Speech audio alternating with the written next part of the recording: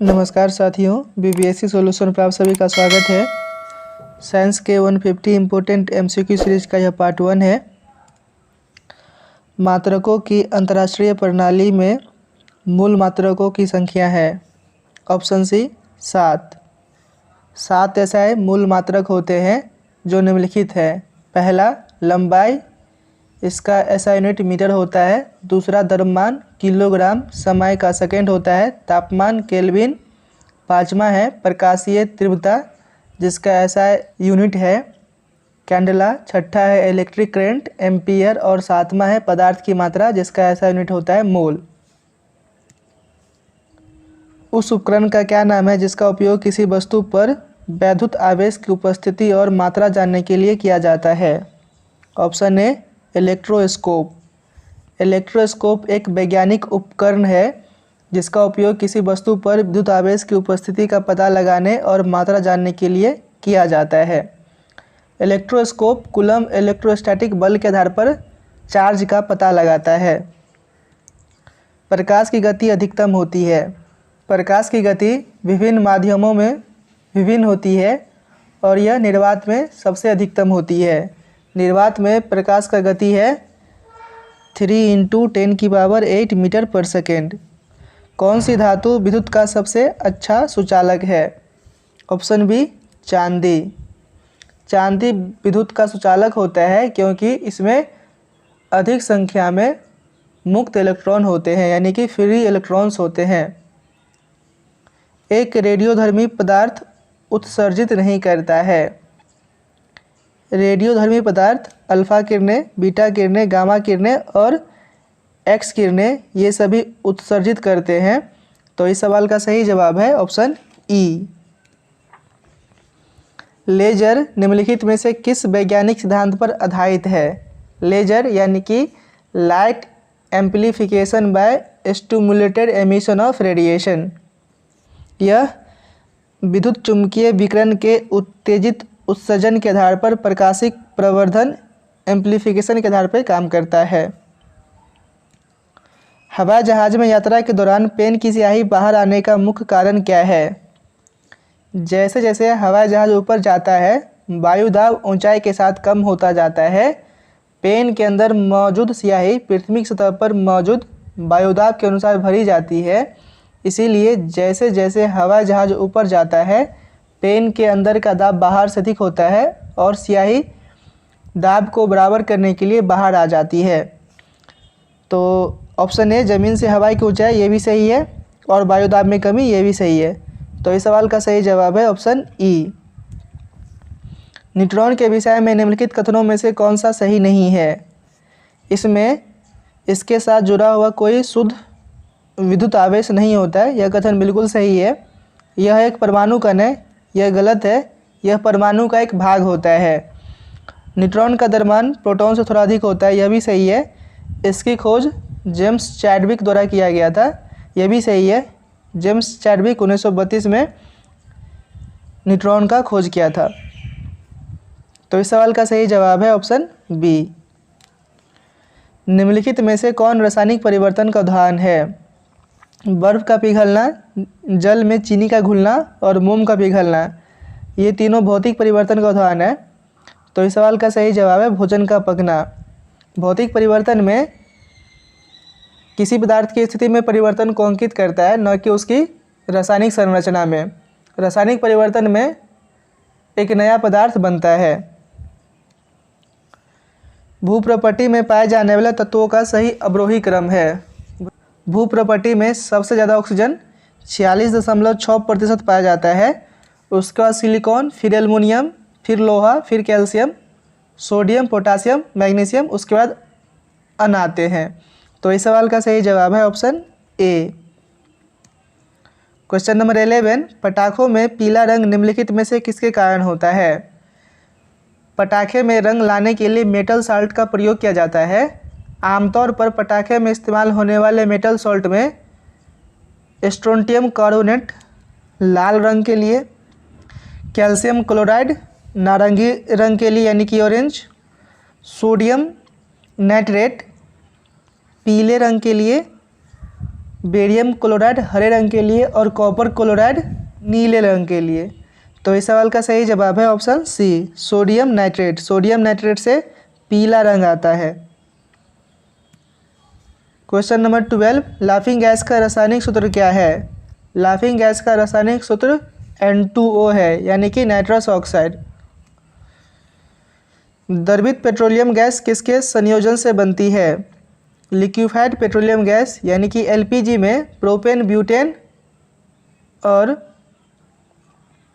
अन्य रसायन में पेंटेन की कुछ मात्रा होती है। तो इस सवाल का सही जवाब है option propane plus butane. Question number 14, urea में निम्नलिखित में से कौन से तत्व पाए जाते हैं? यूरिया का रासायनिक सूत्र है CONH2 तो इसमें कार्बन, ऑक्सीजन, नाइट्रोजन और हाइड्रोजन पाए जाते हैं। तो इस सवाल का सही जवाब है ऑप्शन सी। आत्महत्या की थैली पद का प्रयोग किस कोशिकीय अंग के लिए किया जाता है? लाइसोसोम को कोशिका की आत्महत्या की थैली के रूप में जाना जाता है, क्योंकि इसमें लाइटिक एंजाइम होता है जो कोशिकाओं तथा अवांछनीय पदार्थ को पचाने में सक्षम होता है। तो इस सवाल का सही जवाब है ऑप्शन ए। मानव शरीर में गुणसूत्रों के कितने युग्म पाए जाते हैं? Option C 23। मानव शरीर में पाई जाने वाली सबसे बड़ी ग्रंथि कौन सी है? ऑप्शन डी यकृत यानी कि लीवर। लीवर के कुछ कार्य होते हैं। तो सबसे पहला कार्य ये है कि यह प्रोटीन, वसा और कार्बोहाइड्रेट का मेटाबोलाइज करता है। मेटाबॉलिज्म एक ऐसा प्रोसेस है जिसमें जो भी चीज़ हम लोग खाते हैं या पीते हैं उसको एनर्जी में कन्वर्ट करता है। यह पीत का उत्पादन एवं स्राव करता है। यह कोलेस्ट्रॉल, बिलिरुबिन, ड्रग्स और हार्मोन को बाहर निकालने और एंजाइम को सक्रिय करने के लिए उत्तरदायी होता है। यह विटामिन, खनिज पदार्थ और ग्लाइकोजन को संग्रहित करता है। यह रक्त को साफ करता है और इसे शुद्ध करता है। पौधे के अग्रभाग से उत्तक को हटाकर यह कोशिकाओं को अलग कर रोग मुक्त परिस्थितियों में एक मूल पौधे से कई पौधे उगाए जा सकते हैं। इस तकनीक को कहा जाता है उत्तक संवर्धन। तो इस सवाल का सही जवाब है ऑप्शन सी। पृथ्वी पर सबसे पुराना जीव है। पृथ्वी पर सबसे पुराना जीव नील हरित शैवाल है, जिसको हम लोग साइनोबैक्टीरिया भी कहते हैं। यह प्रकाश संश्लेषण के माध्यम से अपना खाना बना लेते हैं। निम्नलिखित में से कौन माता पिता से संतानों में वंशानुगत विशेषताओं के हस्तांतरण को नियंत्रित करता है? Option C gene. निम्नलिखित कथनों में से कौन से सही नहीं है? विटामिन के की कमी के कारण रक्त का थक्का बनने का समय बढ़ जाता है। यह कथन बिल्कुल सही है। पेलाग्रा रोग विटामिन B3 की कमी के कारण होता है। यह भी सही है। बेरी बेरी विटामिन 12 की कमी के कारण होता है। यह गलत है। बेरी बेरी विटामिन B1 की कमी के कारण होता है। रिकेट्स विटामिन D के कारण होता है। यह भी सही है। तो इस सवाल का सही जवाब है ऑप्शन सी। निम्नलिखित उपकरणों में से कौन सा वातावरण में सापेक्ष आर्द्रता की माप करता है? Option B psychrometer. घर्षण के संबंध में निम्नलिखित में से कौन सा कथन सही है? यह दो सरकती या गति करती सतहों के बीच कार्य करता है। यह बिल्कुल सही है। यह हमेशा वस्तु की गति की दिशा के विपरीत दिशा में कार्य करता है। यह भी सही है। तो इस सवाल का सही जवाब है ऑप्शन ई। निम्नलिखित में से कौन सा युग्म सही सुमेलित नहीं है? विद्युत धारा एम्पियर बिल्कुल सही है। दाब पास्कल यह भी सही है। तापमान रैंकिंग, तापमान को रैंकिन, सेल्सियस, केल्विन, फ़ारेनहाइट जैसे विभिन्न इकाइयों में मापा जाता है। चौथा है पदार्थ की मात्रा किलोग्राम। तो पदार्थ की मात्रा को मोल में मापा जाता है। तो इस सवाल का सही जवाब है ऑप्शन डी। क्वेश्चन नंबर 25, निम्नलिखित में से कौन सा पदार्थ अनुचुंबकीय गुणों को प्रदर्शित नहीं करता है? सीजियम, मैग्नीशियम, टंगस्टन, गोल्ड या सोना। इसके अलावा लिथियम, सोडियम, एल्युमिनियम ये सभी अनुचुंबकीय गुणों को प्रदर्शित करता है। तो इस सवाल का सही जवाब है ऑप्शन ई। वर्षा की बूंदों के गोल आकार ग्रहण करने का क्या कारण है? ऑप्शन सी पृष्ठ तनाव। इसका कारण जल के अणुओं के बीच मौजूद छिन्न हाइड्रोजन बंध होता है। जल की छोटी बूंदों में पृष्ठ तनाव बड़ी बूंदों की तुलना में अधिक मजबूत होता है। वर्ष 1921 में आइंस्टीन को भौतिकी का नोबेल पुरस्कार निम्नलिखित में से किस विषय के लिए दिया गया था? ऑप्शन बी, प्रकाश विद्युत प्रभाव के नियम की खोज के लिए। निम्नलिखित में से किस प्रयोजन के लिए हाइड्रोजन का उपयोग नहीं किया जाता है? कोयले का रूपांतरण सिंथेटिक पेट्रोलियम में करने के लिए इसमें उपयोग किया जाता है। अमोनिया के निर्माण में भी किया जाता है। रॉकेट ईंधन के रूप में भी उपयोग होता है। धातुओं के शोधन में भी उपयोग होता है। तो इस सवाल का सही जवाब है ऑप्शन ई। किस तापमान पर जल का घनत्व अधिकतम होता है?